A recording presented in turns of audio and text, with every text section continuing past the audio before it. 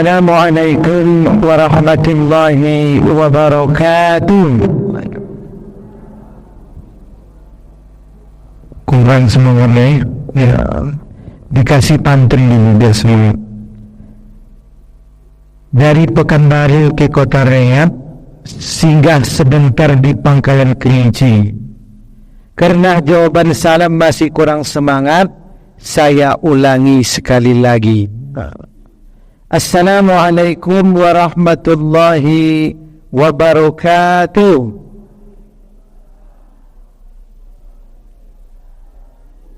Alhamdulillahilladzi ahyana ba'dama amatana wa ilaihin nusur.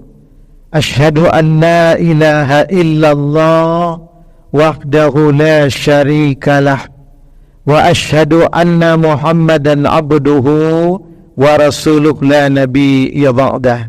Allahumma salli wa sallim ala Muhammadin wa ala alihi wa sahbihi ajma'in, amma ba'du. Summa Allahumma bika asbahna wa bika amsayna wa bika nahya wa bika namutu wa ilaikan nusur.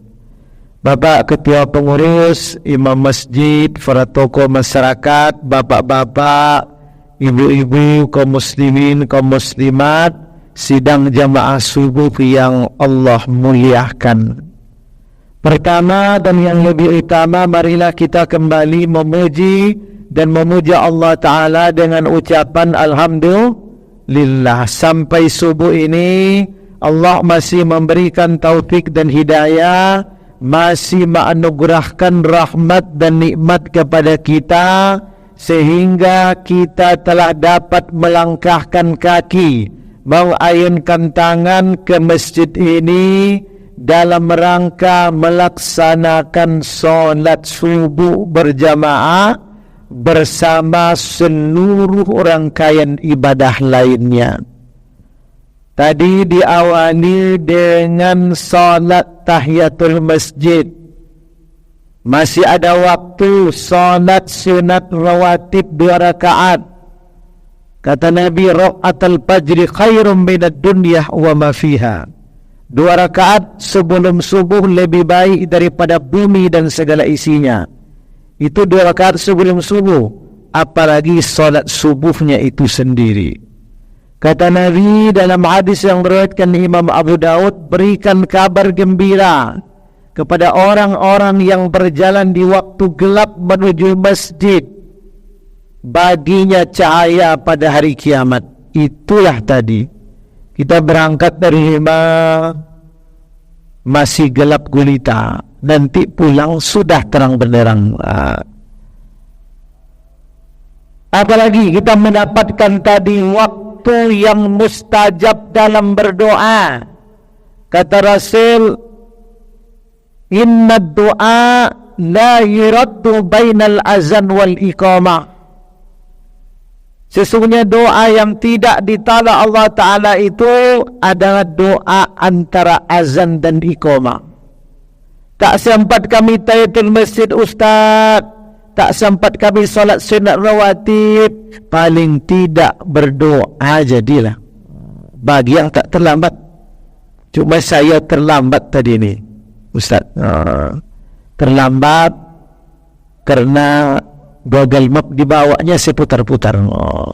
Setelah masjid ini sudah berbunyi, artinya azan sudah dengar. Ini tak terlambat ini. Lupa pas begitu saya masuk kemari, langsung digang pintu dia. Mungkin Google Mapnya dibilang pakai jalan kaki ya. Ya kan? Jadi bisa melintas berputar-putar lagi. Itulah. Jadi yang cepat datang tahiyatul masjid rawatib, tak sempat, masih ada waktu 1 menit, dapat doa yang mustajab. Belum lagi solat subuhnya. Kalau seluruh solat fardu 5 waktu sehari semalam, pahalanya 27 derajat berjamaah. Khusus salat Isya dan subuh Allah berikan bonus. Kata Nabi dalam hadis riwayat Imam Muslim, salat Isya berjamaah itu pahalanya kata Rasul bagikan solat separuh malam. Solat subuh berjamaah bagikan solat semalam suntuk. Jadi malam tadi selesai makan malam, pulang dari masjid solat isya jam 9, tak tidur-tidur sampai subuh, sama pahalanya dengan solat subuh berjamaah. Subhanallah. Apalagi pahalanya, kita mendapatkan jaminan dari Allah masuk ke dalam surga. Kata Nabi dalam hadis Imam Bukhari, Imam Muslim, man shalla bardan dakhalal jannah. Siapa yang salat bardan maka dia akan masuk surga. Apalagi itu baru tadi salat subuh berjamaah dan rangkaian ibadah lainnya. Belum lagi keutamaan majlis ilmunya. Kata Rasul, man kharaja, siapa yang keluar dari rumahnya fi talabil ilmi, menuntut ilmu-ilmu agama, menunggu sebentar ceramah agama, tausiah, tabligh akbar, wa huwa fi sabilillah, bagaikan berjihad di jalan Allah. Jadi kita menunggu di majelis ilmu ini tak lama-lama. Ya, tak sampai waktu suruh, tak sampai 1 jam. Itu sama dengan berjihad. Di jalan Nabi, sahabat-sahabat berebut ingin berjihad. Kenapa? Pahalanya besar. Mati langsung mati syahid. Begitulah. Apalagi kita dapatkan, Allah mudahkan jalan menuju surga. Surga itu masih panjang dan berliku. Sekarang kita berada di dunia, tak berapa umur kita yang tersisa, entah setahun, 2 tahun, 5, 10 tahun. Setelah itu kita pindah ke alam kubur. Bukan 20-30 tahun, tapi sampai menunggu datang hari kiamat. Kalau hari ini kita meninggal, kiamat 100 tahun lagi, 100 tahunlah kita berada di alam kubur. 1 hari di akhirat sama dengan 1000 tahun dunia. Setelah itu kiamat tiupan pertama bukan pula sejam 2 jam. Sampai tiupan kedua 40 kata Nabi. Cuma apakah 40 tahun, 40 hari, 40 bulan, Nabi tak sempat menjelaskan. Setelah itu Nabi wafat. Berkumpul pula kita di padang mahsyar. Dalam sebuah hadis disebutkan 50.000 tahun. 1 hari akhirat, 1000 tahun dunia. Itu belum ada acara, belum ditimbang pahala dan dosa. Setelah itu baru ditimbang. Ditimbang tu berapa pula lamanya kita antri. Berapa puluh ratusan miliar umat manusia dari Nabi Adam sampai manusia yang terakhir lahir pada hari kiamat. Setelah itu baru ditimbang, baru sebagian kecil manusia masuk ke dalam surga, sebagian besar manusia akan masuk ke dalam neraka. Jadi perjalanan kita masih panjang dan berliku. Tapi kata Rasul, barang siapa yang berusaha, berjalan untuk menuntut ilmu-ilmu agama, maka Allah akan mudahkan baginya di antara jalan menuju surga. Waktu yang begitu panjang dan berliku, rasanya nanti tak lama. Perjalanan yang begitu panjang oleh kita yang selalu hadir di majelis ilmu ini. Jadi apa yang membuat kita enggan? Kecuali kita mau keluar kota, mau pergi bekerja, ke kantor, ke sawah, ke ladang, ya. Ini sampai salat subuh, sudah salat subuh pulang ke rumah, tidur. Ya kan? Ya tambah gemuk tidur. Tapi kalau kena penyakit, tak sehat lagi kita. Oleh kerana itu luar biasa. Belum lagi nanti pahala salat subuh. Masuk waktu istirahat kita salat 2 rakaat, pahalanya sama dengan haji dan umrah. Kata Nabi, sempurna, sempurna, sempurna. Subhanallah, 3 kali Nabi menyebut sempurna. Jadi luar biasa keutamaan yang kita dapatkan subuh ini. Salawat dan salam Allahumma salli ala Muhammad wa ala ali Muhammad, mudah-mudahan tercurahkan kepada baginda Rasulullah sallallahu alaihi wasallam. Bapak Ibu yang berbahagia, ini sudah 10 menit baru mukaddimah. Panjang mukaddimah tu panjang pula ceramah, ya tak? Yang penting sampai selesai. Setuju? Selesai jam 7.30, jam 8, setuju? Setuju Bapak Ibu. Saya kurang setuju. Kenapa? Saya tadi agak kurang tidur. Saya dari Bangkinang tadi, jam 3 ada berangkat saya. Karena malam tadi ceramah di sana. Tak pulang saya, tidur di rumah Bangkinang. Wah, ya kan? Jadi yang penting sampai selesai. Karena banyak yang batuk-batuk selesai kita.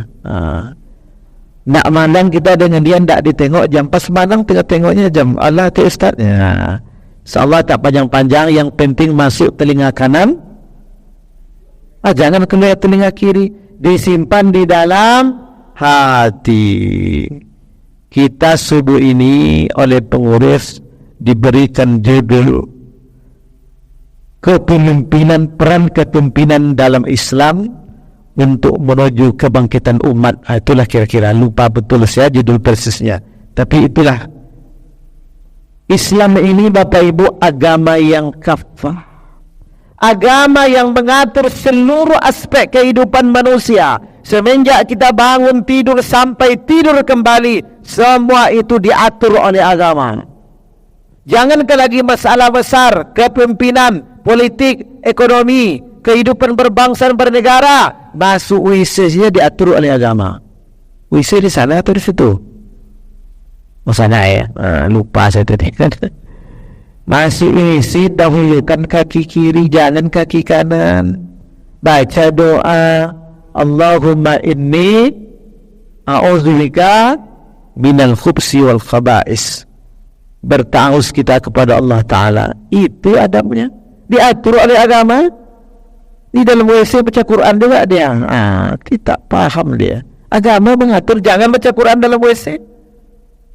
Lama betul bapak dalam WC apa? Mandi aja. Selesai mandi, baca Quran tidak boleh. Masuk masjid diatur oleh agama, dahulukan kaki kanan, baca doa, Allahumma ftahli abwaba rahmatik. Diatur. Kita mau tidur, pertama miringkan badan ke kanan, nanti menelungkup menelentang atas rahlah. Pertama itu miringkan badan ke kanan, baca doa, Bismika Allahumma ahya wa amut, atau doa lain, baca zikir, baca ayat kursi, baca suratul Fatihah, baca 3 qul, begitu. Tidak setelah mimpi buruk jam 2 bangun kita baru baca doa. Mimpi buruk tadi, dikejar-kejar hantu, dikejar-kejar perampok, sakit badan semua. Kenapa? Tak baca doa. Nabi menuntun kita. Dalam perjalanan begitu juga baca doa. Kata Ibnu Umar, saya melihat Rasulullah menaiki kendaraannya unta, lalu Nabi bertakbir 3 kali, Allahu Akbar, Allahu Akbar, Allahu Akbar. Lalu Nabi membaca doa, Subhanalladzi sakhkhara lana hadza wa ma kunna lahu muqrinin wa inna ila rabbina lamunqalibun. Hadis dari Imam Muslim. Baca doa. Apalagi naik pesawat. Kalau naik bis kita dari sini ke Padang, pas di Kelok 9 jatuh bis kita, ada harapan kita hidup. Apalagi kita duduk di tengah. Enak. Saya ni kalau naik travel ke mana-mana, tak mau saya duduk di depan. Takut Ustaz mati, bukan takut, tentu waspada kita. Enak. Duduk di tengah, ada harapan kita hidup. Bagaimana kalau naik pesawat?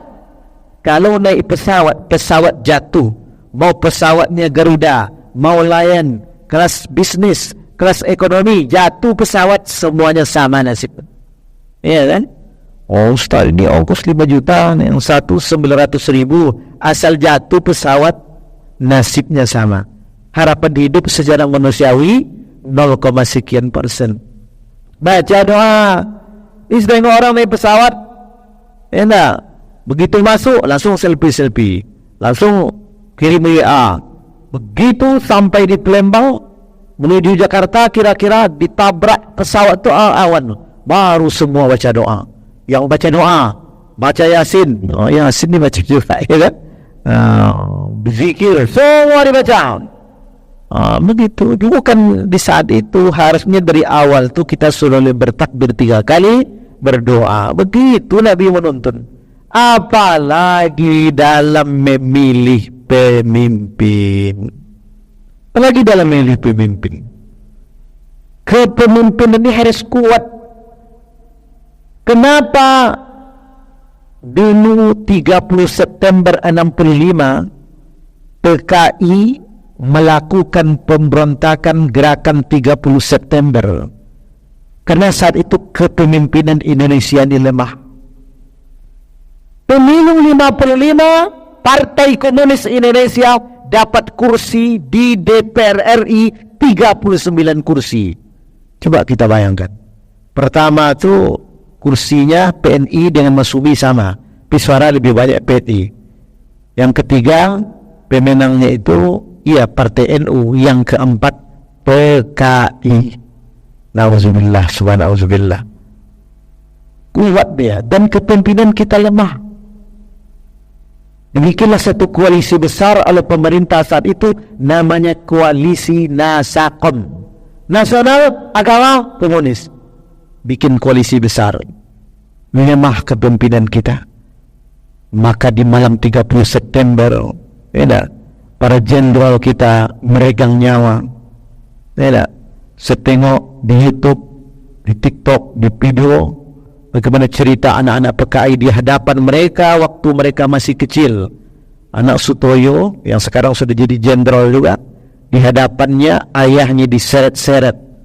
Coba kita bayangkan, anak Jenderal Ahmad Yani bercerita di video itu. Saya tengok seorang Panglima Angkatan Darat, Kepala Staf Angkatan Darat, jenderal, ditarik-tarik di hadapan mereka dari rumahnya sampai ke jalan, berdarah-darah, ditembak. Coba kita bayangkan, kenapa? Saat itu kepemimpinan kita lemah. Jadi kita mesti kuat. Kenapa Hamas mampu menggempur Israel laknatullah alaih? Karena mereka kuat. Hamas ini dulu awalnya itu adalah sebuah gerakan sosial, organisasi kemanusiaan. Lalu kemudian lama-kelamaan jadi sebuah partai politik di Palestina. Setelah itu menjadi milisi bersenjata.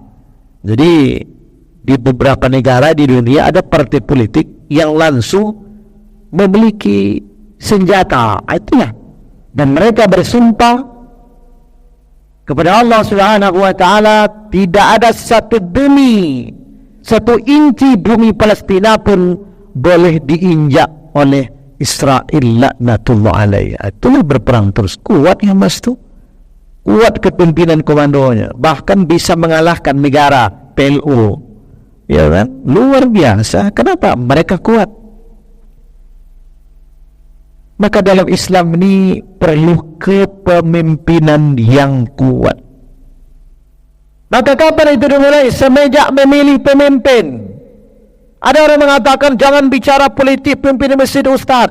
Yang tak boleh di masjid itu politik praktis. Tak boleh di masjid. Dibawa bendera partai politik, jangan bawa di masjid. Bagi sembako jangan, tak boleh. Di luar masjid pun tak boleh. Ya kan? Apalagi di masjid. Tapi bicara kepemimpinan, wajib bicara di masjid. Wajib bicara di masjid. Nabi itu wafat pada hari Senin, tapi baru dikuburkan pada beberapa hari setelah itu. Kenapa? Satu di antara penyebabnya karena sulitnya mencari pemimpin pengganti Rasulullah. Sebagai Nabi, la Nabiya ba'da, tak ada Nabi setelah beliau. Tapi sebagai kepala negara yang berpusat di Madinatul Munawwarah waktu itu, Nabi mesti dicari penggantinya. Berkumpullah sekelompok orang-orang Ansar di Sakifah Bani Saidah. Andaikan Abu Bakar dan Umar tidak datang di Sakifah Bani Saidah, yang jadi khalifah pertama itu adalah Sa'ad bin Ubadah. Sa'ad bin Ubadah hampir diketuk palu, calon tunggal. Tapi karena datang Abu Bakar dan Umar, segan-segan orang tu basa-basi. Orang tu ingin Umar jadi khalifah. Kata Umar, gimana harus saya jadi imam sementara Abu Bakar jadi makmum saya di belakang? Akhirnya Umar membaiat Abu Bakar, yang hadir pun membaiat Abu Bakar As-Siddiq. Sementara calon tunggal dari Bani Ansar, Sa'ad bin Ubadah, tidak mau membaiat Abu Bakar sampai Abu Bakar meninggal dunia. Bahkan ketika Umar menjadi khalifah, Sa'ad bin Ubadah pun dalam sebuah riwayat disebutkan tak mau membaiat Umar bin Khattab. Dia pindah dari Madinah. Tapi Abu Bakar dan Umar tidak pernah memenjarakan Sa'ad bin Ubadah, walaupun dia tak mengakui kepemimpinan. Jadi boleh saja Salah beda dalam pilihan boleh, tak ada masalah. Jangan ribut gara-gara itu. Saya pada tak mau mengakui Abu Bakar. Ali bin Abi Thalib saja, sepupu Nabi, menantu Nabi, termasuk satu di antara 10 sahabat yang dijamin masuk surga. Ketika pertama Abu Bakar terpilih sebagai khalifah, beliau tidak mau mengakui dan memaafnya. Di satu malam berjalanlah Ali dan istrinya Fatimah. Apa kata orang-orang Madinah? Hai Ali, kenapa engkau tidak jadi khalifah? Bahasa sekarang, kenapa engkau tak mencaleg? Kenapa engkau tak jadi calon? Apa jawab Fatimah istri Ali yang berada di sampingnya? Bagaimana suami saya harus datang ke Sakifah Bani Sa'd tempat pemilihan khalifah, sementara kami sibuk mengurus jenazah Rasulullah sallallahu alaihi wasallam. Kami sibuk mengurus jenazah ayah kami. Jadi intinya Abi Thalib itu ingin juga jadi khalifah, dia khalifah pertama. Itu makanya orang-orang Syiah itu, ya, cikal bakal lahirnya Syiah itu yang banyak berpusat di Iran itu, itulah mereka ingin Ali sebagai khalifah. Tapi Ali tak bisa datang ke Sakifah itu. Jadi kalau ini jadi pemimpin musyawarah, orang situ datang ke situ kalau jadi pemimpin, ya kan? Boleh kita mencalon ustaz, boleh kita jadi pemimpin, bolehlah. Yusuf berkata, jadikan aku sebagai pemimpin bendaharawan di negeri Mesir ini, karena aku orang-orang yang pandai menjaga dan punya pengetahuan untuk itu. Yang tak boleh itu orang lemah ingin jadi pemimpin. Sekarang mari kita melihat apa kriteria kepemimpinan dalam Islam. Banyak kriteria di antaranya. Yang pertama itu adalah siddiq. Ini sifat Nabi. Kepemimpinan yang paling sukses itu Nabi dan sahabat. Pertama kriteria harus yang siddiq, yang benar. Benar seluruh persyaratannya, tidak mengada-ngada. Ya kan? Benar KTP-nya, benar ijazahnya, benar ucapannya, harus benar semuanya. Tidak boleh ragu sedikit pun. Harus benar dalam ucapan. Janji-janji kampanye tak boleh mengada-ngada. Ini jadi caleg, ini masuk kampar atau baru nih? Oh, kampar ya. Caleg kabupaten, janjinya kalau terpilih mau bikin stadion. Itu mengada-ngada namun, ya kan? Tapi kalau DPR RI sama bikin bolehlah. Jadi yang tak boleh bohong, mesti benar, yang iya-iya aja lah, ya kan? Nanti kalau saya terpilih, ini gang ini, jalan ini saya rapikan. Kalau saya terpilih nanti, ini masjid ini saya selesaikan pembangunannya. Sekarang ini tidak ada dana bantuan pembangunan masjid di Provinsi Riau. Tidak ada. Tidak ada dana bantuan masjid. Dulu ada, bantuan mubalik dulu ada, sekarang tak ada. Ada memang safari Ramadan, gubernur, bupati itu dana CSR, Bang Riau Kepri, RAPP, tak ada bantuan sekarang. Daerah lain ada bantuan. Kenapa? Lemahnya kepemimpinan yang paham dengan agama. Kalau masalah jalan, jembatan, semua orang sudah bicara itu. Kita perlu pemimpin yang mau membangun keagamaan. Saya cerah khutbah Jumat di salah satu masjid perbatasan Pekanbaru dan Kampar, daerah Panam juga lah, daerah Amik ke sana ke dalam tuh. Biasa situ AC-nya dingin. Pas saya khutbah minta hidup, AC tak ada. Mati lampu. Saya bilang, "Dak Ustaz, kata ngapa? Dicabut tadi katanya." Dicabut. Bayar kan kilometernya. Kenapa? Tak sanggup kami membayar AC ini banyak betul Ustaz. Dah berhutang kami 3 bulan, dicabut orang tu. Pasrah aja kami tak bisa membayar. Impak jemaah tak cukup pula katanya. Itulah. Itu sebetulnya tugas pemerintah. Siapa yang bisa menyuarakan? Tentu orang-orang yang peduli dengan agama ini, peduli dengan Islam ini. Begitu pentingnya kepemimpinan. Maka seorang pemimpin harus yang benar. Yang kedua siddiq. Yang kedua adalah amanah. Amanah ini akan bisa bila pemimpin lahir dari masyarakat, dari umat ini. Tapi kalau pemimpin terpilih karena money politik, karena sembako, ya tak, saya dengar untuk jadi anggota DPRD provinsi habis 5 miliar, pusat 20 miliar, gaji tak cukup. Sementara mereka ikut membahas APBD, itu di otak-atik. Akhirnya masuk penjara, rakyat sengsara, di dunia masuk penjara, di akhirat masuk neraka. Na'udzubillah. Hati-hati kita Pak Ibu, family pemimpin. Kita mesti amanah. Tapi kalau dia tak banyak mengeluarkan duit itu tentu perlu dalam milih pemimpin. Masa bikin panitia tak pakai duit? Pergi ke sana itu ajak orang makan minum. Makan kita di rumah makan, tak mungkin BNDM bayar masing-masing. Jumpa sama kawan, oh ni apa ni mencalek ini. Jumpa makan itu kita bayar kan makannya. Itu tak manipulasi namanya itu.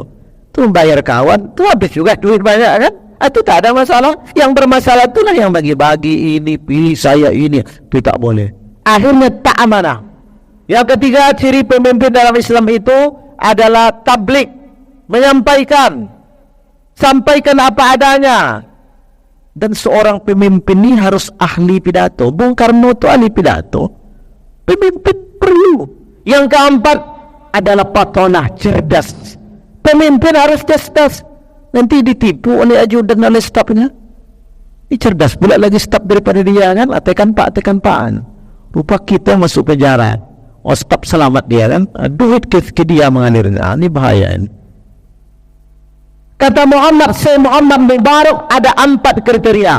Ini di luar yang 4 tadi. Ada 4 kriteria seorang pemimpin dalam Islam. Yang pertama, harus orang yang memiliki agama dan akidah yang kuat. Harus memiliki agama dan akidah yang kuat. Kata Umar bin Khattab, siapa yang ingin jadi pemimpin, dia mesti belajar agama. Mesti belajar agama. Sebab kepimpinan itu biasa pemimpin rumah tangga, biasa jadi PRT, PRW, ini jadi bupati, wali kota, gubernur, ratusan ribu jutaan orang dipimpin, macam-macam. Latar belakang pendidikan, pekerjaan, macam-macam.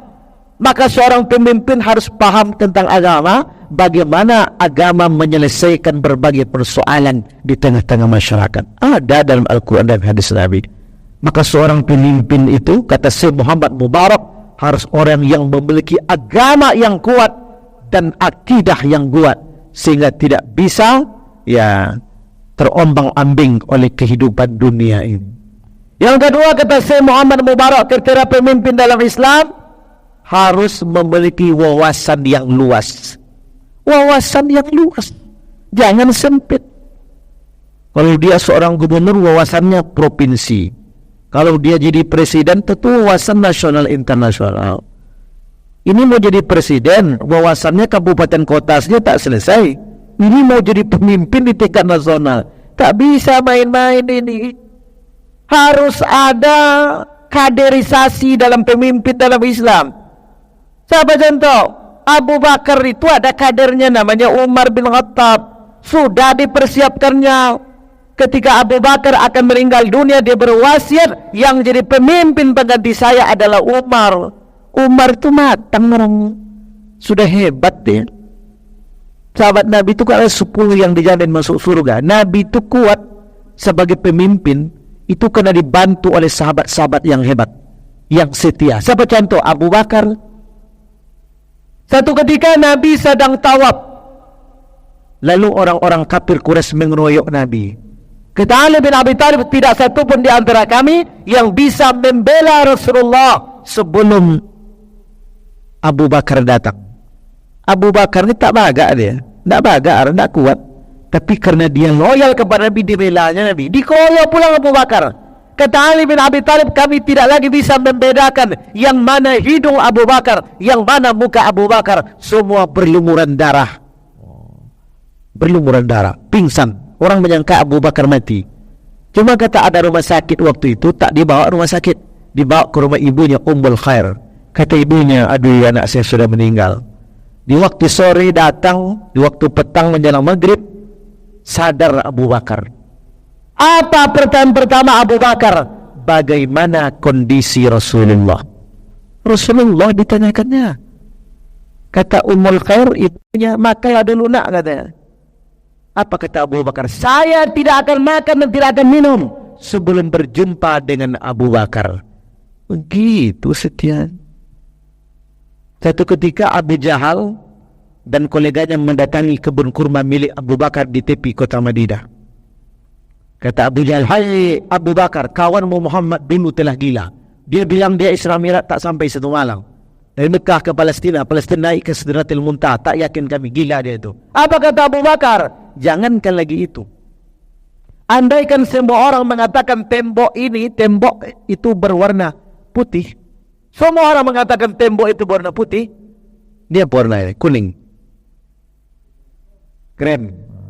Andaikan semua orang mengatakan tembok itu berwarna putih, hanya Muhammad sendiri yang mengatakan tembok itu berwarna hitam. Padahal putih warna. Kata Muhammad hitam. Maka saya, kata Abu Bakar, akan mengatakan tembok itu berwarna hitam. Begitu loyalnya Abu Bakar kepada Nabi. Kalau adalah orang-orang sekitar pemimpin loyalnya demi agama seperti itu, Masya Allah, luar biasa. Kepemimpinan ini bisa kuat, juga harus ada orang-orang yang kuat di belakang kita. Itulah Umar di belakang Nabi. Umar ini sebelum masuk Islam, Bapak Ibu, kerjanya di antara pekerjaannya memburu singa. Singa yang diburunya bukan babi. Ini baru buru babi. Tidak macam-macam dah. Ni kalau yang 3 dapat babi. Tapi kalau dia 3 ya kan? Umar dibirunya singa. Belum singa itu berarti dipikul, dibawa pulang ke rumah. Coba yang enggak, kuat atau enggak dia tuh? Singa diberinya. Luar biasa. Jangankan lagi Abu Jahal dan Abu Lahab, setan saja kalau berselisih di gang sempit, setan akan mundur setelah Umar melewati gang itu. Begitu hebatnya Umar. Sedang pimpinan Nabi dan sahabat kuat begitu. Jadi itu yang ketiga, kriteria pemimpin dalam Islam, kata Syekh Muhammad Mubarak, adalah harus memiliki loyalitas keumatan yang tinggi. Loyalitas terbukti selama ini. Apa bukti loyalitas terhadap umat ini? Ini enggak, baru musim pemilu baru datang ke masjid dia. Enggak, orang tiap wirid ceramah subuh datang, salat berjamaah datang, sekali-sekali enggak, mungkin ada perlu, ada keluar daerah, ada tidak di masjid. Ini sekali 5 tahun. Nyumbang memang banyak. Bapak-bapak, ibu-ibu, saya menyumbang tu masjid 3 sab sejadah solat. Kalau saya terpilih, akan saya tambah lagi jadi 6. Kalau saya terpilih, akan saya ambil lagi. Kalau tidak, saya tak nyumbang. Tak boleh seperti itu. Jadi harus memiliki loyalitas yang tinggi terhadap. Yang gambar kata saya Muhammad Mubarak, harus memiliki komitmen. Kalau loyalitas itu terbuktinya. Buktinya apa? Kalau komitmen ke depannya, berkomitmenlah kita dengan para pemimpin kita. Bapak kalau terpilih, nanti apa komitmen untuk agama? Untuk komplek ini apa? Untuk masyarakat ini komitmen. Jangan minta demi. Kalau minta ada ini banyak hutang dia nanti. Syukur kalau terpilih. Kalau tidak terpilih, langsung menyepak kaleng dia. Ya kan? Menyepak kaleng langsung dibawa ke kilometer 17 Panam. Dulu kilometer 17. Sekarang kena ada yang kedua, tak jadi kilometer 17. Dulu beloknya itu kan di simpang 3. Arah ke Panam kilometer 17. Sekarang tak sampai lagi 17. Yang penting kilometer 17 orang itu rumah sakit jiwa. Itu nyepak kaleng dia kan. Itu jadi kalau Bapak terpilih, apa komitmen? Oh, saya terpilih nanti komitmen saya sebangun ini. Itu boleh, tak ada masalah. Ya kan? Nah begitu. Jadi kepemimpinan ini penting dalam Islam.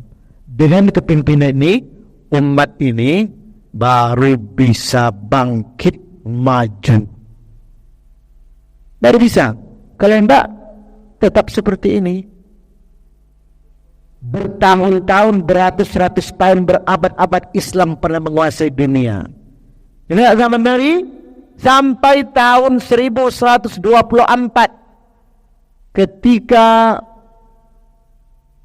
Turki Utsmani dibubarkan, dihentikan oleh Presiden Turki Mustafa Kemal Atatürk. Agamanya Islam juga, cuma sekuler dia. Menggantinya azan berbahasa Arab dengan bahasa Turki. Ibu-ibu tidak boleh pakai jilbab lagi. Masjid ditukar dengan museum. Itulah ketika Mustafa Kemal Atatürk meninggal dunia, bumi tidak mau menerimanya. Bahkan jenazahnya itu dihimpikan dengan batu yang besar, juga tidak mau. Akhirnya ditimbun. Jadi tidak bisa dikali lubang. Tak mau begitu orang-orang menolak agama Allah di muka bumi ini. Mustafa Kemal Atatürk 100 tahun sudah berlalu. Islam terpecah menjadi berbagai negara di dunia. Meskipun sekarang banyak negara Islam atau bukan negara Islam tapi mayoritas umat Islam seperti Indonesia. Indonesia ini adalah negeri mayoritas umat Islam. Tapi kita Indonesia ini besar dalam jumlah, minoritas dalam fungsi dan perannya. Apa contoh? Contoh kecil saja sumbangsi umat Islam terhadap negara ini. Kita ini libur kerja hari Jumat atau hari Ahad. Atau hari raya umat Islam atau Nasrani. Nasrani kan apa pula kita libur situ. Coba pikir, itu yang kecil baru pengorbanan kita. Di beberapa negara Islam liburnya hari Jumat. Ini banyak yang melapor sama saya ke MUI dulu. Ustaz, kami tak bisa sholat Jumat. Sebab apa kami pimpinan kami ini salah satu perbankan konvensional. Sebab kalau di luar hari Jumat istirahat zuhur kan sebentar paling lama sejam. Kalau Jumat sampai 2 jam Ustaz kata. Jadi tak bisa kami sholat Jumat, hanya bisa sholat zuhur di kantor. Itu di negeri kita mayoritas umat Islam. Jin besar jumlah kita tapi sedikit peran kita. Kenapa? Kita belum bisa menguasai 3 hal. Pertama, kepemimpinan. Pemimpin kita agamanya banyak Islam tapi tidak Islami, tidak menjadi Islam. Saya ini pas seminggu yang lalu hari Ahad ini subuh ceramah di Tanah Datar, Masjid Al-Furqan Tanah Datar, Sumatera Barat. Di sana itu pemimpinnya sudah berkomitmen dengan ulamanya, majelis ulama. Setiap penerima PKH suaminya wajib datang ke masjid. Coba kita bayangkan, setiap penerima PKH, bantuan PKH, suaminya wajib datang ke masjid, berlimpah masjid sedang sampai keluar. Yang kedua, setiap penerima PKH suaminya tidak boleh merokok. Ini berat nih, iya kan? Yang ketiga, setiap penerima PKH suaminya tidak boleh memburu babi. Bagus nih saya bilang. Berarti saya beri babi banyak juga biasanya. Tahun 2035 kalau yang tadi itu sekarang 2035 akan diterapkan di sana. Calon bupati wajib hafiz Quran minimal 5 juz. Calon DPRD 3 juz. Kalau sekarang belum. Kalau sekarang terapkan tak ada orang mencalek. Tak ada calon bupati. Itu 2035 itu dipersiapkan sekarang rumah tahfiz. Kemarin launching launching di itu di apa Pagaruyung apa nama yang begitu luar biasa. Mudah-mudahan bisa diterapkan di negeri kita. Ansur beransur. Apa contoh? Bikin perda busana Melayu. Hari Jumat saja jadilah. Kok Melayu kena Islam Ustaz? Ini strategi. Melayu kan identik dengan Islam. Bilang aja Melayu. Orang kan tak marah. Kalau dengan Islam Muslim marah dia. Hari Jumat jadilah. Sesuai kemajuan. Wajib mengaji. Penting, perlu peraturan daerah. Dia kadang memilih pemimpin ini betul. Bantuan jalan, sekolah penting, cukup. Memilih caleg apapun partainya. Tapi kalau buat undang-undang peraturan daerah yang mengatur kehidupan bermasyarakat beragama ini, perlu peraturan daerah, perlu undang-undang. Siapa yang bikin? Tentu orang-orang berpihak kepada Islam. Begitu. Sekarang LGBT lagi marah. Kenapa tidak bisa diberantas Ustaz? LGBT ini siang namanya Rudi, malam namanya Susi. Iya kan? Dulu banyak di Arengkang. Sekarang dah berkurang saya tengok, ya kan? Kau tahu Ustaz, saya kan tiap malam kan lewat situ kan. Manggil-manggil dia. Satu ketika siang nampak saya di kedai di Jalan Jali Sakti. Rasanya orang berdiri-berdiri kemarin, rupanya siang jadi laki-laki, malam jadi perempuan dia. LGBT, apa itu? Lesbi. Laki-laki perempuan suka sama perempuan, lesbi. Gay, laki-laki suka sama laki. LGBT, biseksual. Laki-laki ya juga, perempuan juga, baby ya juga, belaki ya juga. Yang keempat, transgender. Laki-laki berubah perempuan belaki-laki. Itu bahaya. Di Indonesia belum ada undang-undang anti LGBT. Kalau undang-undang anti pornografi sudah ada. Undang-undang LGBT belum. Jadi polisi bisa menangkap orang LGBT itu bila ada kriminal lain. Contoh dia mencuri, dia LGBT mencuri dia, atau narkoba dia, dicari kesalahan lain baru bisa ditangkap. Kalau karena dia LGBT tidak bisa ditangkap. Enak. dulu di Pandau tahun 2000 berapa ada pertemuan LGBT malam tahun baru itu ada acara LGBT se-Provinsi Riau. LGBT se-Provinsi Riau bikin kontes di Pandau Permais. Pergi kami sana melihat rencana kita membubarkan. Kita pula dikejarnya langsung.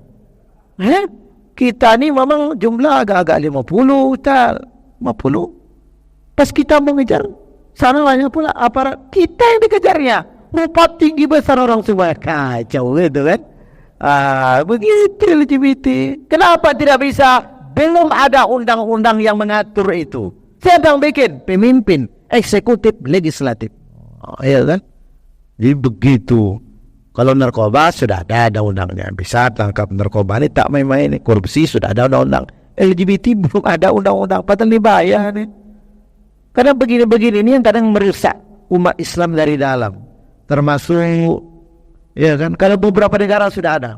Jadi Islam sebagai negeri, mayoritas umat Islam kita mesti berperan di sini. Kalau negara Islam banyak. Jazirah Arab dulu sebelum ditemukan minyak bumi hanya satu kawasan, sekarang jadi paling tidak beberapa negara. Arab Saudi, Oman, Yaman, Bahrain, Qatar, Uni Emirat Arab, kemudian Kuwait, itu negara-negara Islam, ya kan? Kemudian negara-negara yang masuk kawasan negeri Sam, itu Palestina, Sam, Israel, Syria, itu dulu disebut dengan Sam. Ini Palestina ini Bapak Ibu bukan hanya ada di zaman sekarang. Nama Nabi Muhammad itu inspirasinya dari negeri Sam. Abdul Muthalib dan 3 pemuka Quraisy pergi ke negeri Sam. Orang pendeta Sam berkata kepada Abdul Muthalib, dari mana kalian? Kami dari Mekah. Dari Mekah? Ya betul. Di negeri kalian, kata pendeta tersebut, akan lahir seorang nabi namanya Muhammad.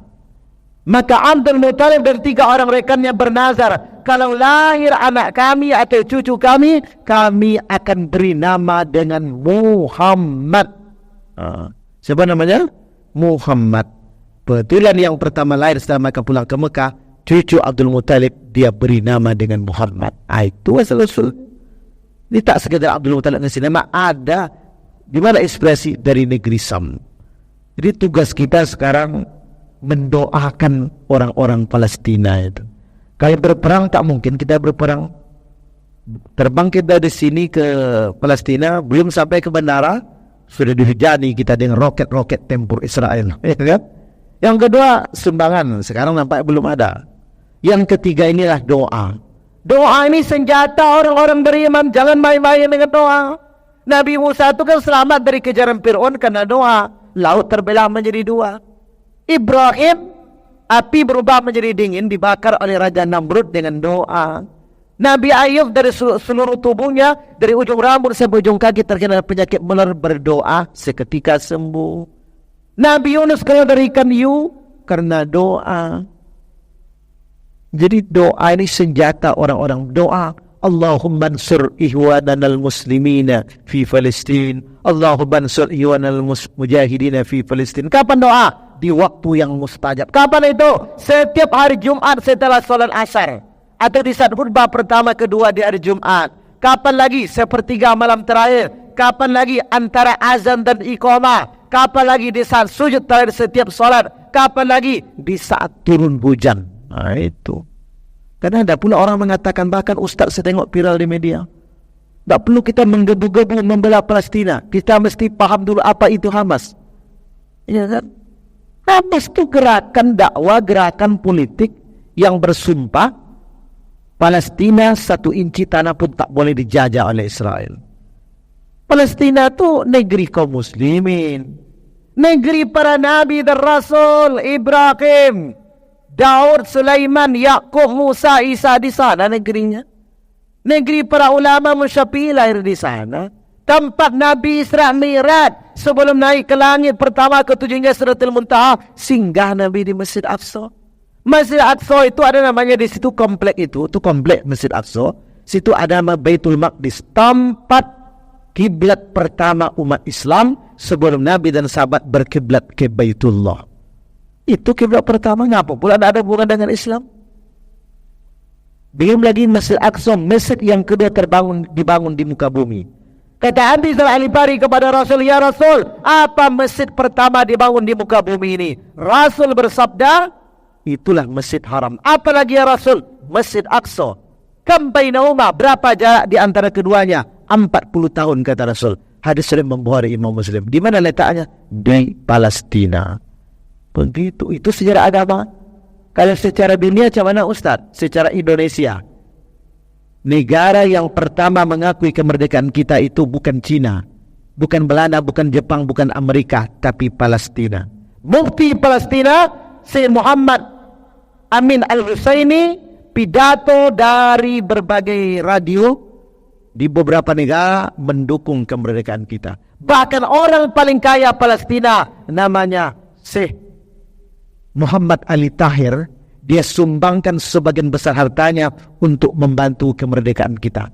Zaman itu belum ada APBN, belum ada APBD, sumber keuangan untuk negara tidak ada, karena kita masih porak-poranda dijajah, baru selesai dijajah. Muhammad Ali Tahir tanpa bukti transfer, tanpa bukti kwitansi, dia bantu Indonesia. Kalau Muhammad Ali Tahir sekarang menyumbangnya untuk masjid hanya 120.000, dimintanya kwitansi sama pengurus. Mana kwitansi? Tak ada. Ya. Ali Tahir tidak pernah minta kwitansi. Begitu besarnya peran Palestina. Tugas kita adalah mendoakan. Ya alhamdulillah lah pemerintah kita dalam memberikan pidato, ya kita tak memberikan pembelaan terhadap negeri Palestina. Oleh karena itu dalam Islam ini Bapak Ibu perlu pemimpin yang kuat. Terakhir, saya ingin menyampaikan sebuah kisah. Di zaman Pak Harto pernah diadakan pertemuan ulama dan mubalik se-Indonesia di Jakarta. Sekelompok ulama Ustadz berangkat pakai bis dari Yogyakarta menuju Jakarta. Sampai waktu zuhur datang, karena yang berangkat satu bis itu semua Ustadz, tidak ada ketua rombongan. Padahal kemanapun kita pergi, 3 orang saja harus ada ketua rombongan satu. Karena semuanya Ustaz tak ada ketua rombongan. Begitu azan zuhur mau berkumandang, berbeda pendapatlah para ulama ini. Ada yang menginginkan solat zuhur dulu baru makan, ada yang mengatakan makan dulu baru solat. Keluar semua dalil. Yang makan dulu baru solat, di antara dalilnya lebih baik kita ingat makan, lebih baik kita ingat solat waktu makan daripada ingat makan waktu solat katanya. Iya juga enak. Lebih baik ingat solat waktu makan daripada ingat makan waktu solat katanya. Tapi akhirnya tak ada kesepakatan dan voting. Yang menang voting makan dulu baru solat. Akhirnya mereka singgah di restoran rumah makan, makan mereka di restoran. Selesai makan, mereka solat berjamaah di musallah restoran. Begitu iqamah dikumandangkan, Allahu Akbar, Allahu Akbar, asyhadu an la ilaha illallah. Tak ada yang mau jadi imam. Sudah 1 menit koma selesai, tidak ada mau jadi imam. Dorong-dorong. Karena semuanya ustaz. Inilah parahnya. Kalau ustaz semuanya, tak ada mau jadi imam. Yang satu dorong. Apa imamnya? Tak, ustaz lahnya. Tak, kiai lah, tak, biar lahnya. Akhir tak ada yang mau jadi imam. 1 menit lebih. Maka muncul seorang pemuda, langsung dia maju ke depan. Pemudanya rambut gondrong, tak pakai peci, pakai acak-acakan, tato banyak di badannya. Mungkin baru tobat lah ini. Ini preman ini baru tobat, maju di depan, terus rapatkan sab. Bingung ustaz ni, mau diikuti. Ini sudah berdiri, tengok jemaah tak ada kawan dia yang seperti itu. Akhirnya diikuti terpaksa solat. Biasa solat zuhur berjemaah 5-7 menit. Ini kawan ni 1,5 menit selesai solat zuhur. Ya kan? Selesai solat tanpa zikir, tanpa doa, keluar dia. Tambah bingung ustaz-ustaz. Dia tanya kepada Ibu Kasir, "Hai Ibu Kasir, siapa yang jadi imam kami tadi itu?" "Yang mana Pak?" kata. "Itu yang keluar." Itu tukang parkir tuh katanya. Cuma maaf ustaz, dia agak miring sikit tuh katanya. Miring tuh apa bahasa kini? Bahasa Siko. Kurang seketek kurang seketek itu ustaz. Gila lempara lah. Mudah-mudahan mari kita ramaikan masjid ini selalu. Allah berikan kepada Indonesia ini insyaAllah pemimpin-pemimpin yang amanah, amin. Ulama-ulama yang istiqamah, amin. Dan rakyat yang beriman dan bertakwa. Amin ya rabbal alamin. Kata Allah Ta'ala dalam surah Arab, "Walau anna 'alal qura amanu wattaqau lafatahna 'alaihim barakatim minas sama'i wal ardh." Andaikan penduduk sebuah negeri beriman dan bertakwa, maka kami turunkan berkah yang turun dari langit dan memancar dari bumi. Apa bukti orang beriman, Ustaz? Datang ke masjid. Kata Rasul, apabila kalian menyaksikan orang datang ke masjid setiap pagi dan sore, saksikan dia orang beriman. Jakarta kotanya indah, di sana ada istana presiden. Kalau ada kata hamba yang salah, mohon maaf 100%. Tidak 10, 100%. Kalau ada sumur biladang, boleh kita menumpang mandi. Kalau ada umur sama panjang, boleh kita bertemu kembali. Subhanakallahumma wa bihamdik, asyhadu an la ilaha illa anta, astaghfiruka wa atubu ilaik. Assalamualaikum warahmatullahi wabarakatuh.